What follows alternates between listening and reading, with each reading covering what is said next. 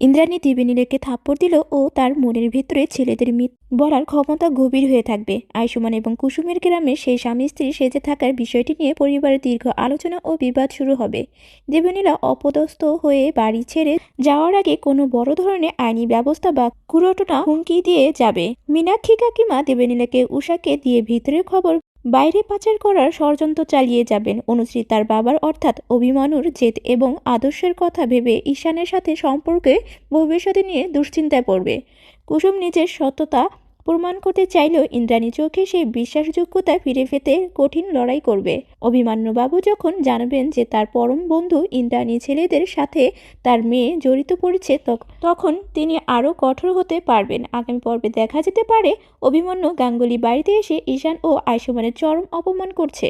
ইন্দ্রাণী তার ছেলেদের উপর অভিমান করে গৃহত্যাগ বা নিজেকে ঘরের কোণে বন্দি করে রাখার সিদ্ধান্ত নিতে পারেন।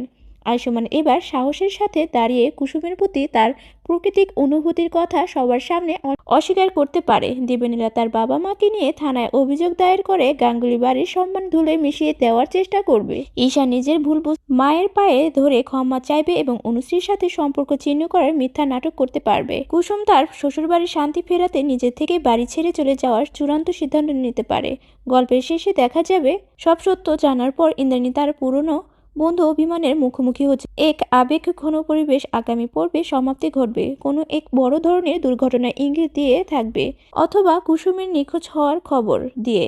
তো বন্ধুরা, আজকের এপিসোডে কেমন হলো তা আমাদের ছোট্ট চ্যানেলটি লাইক সাবস্ক্রাইব করে এবং কমেন্ট করে জানিয়ে দিন এবং সকলকে ধন্যবাদ।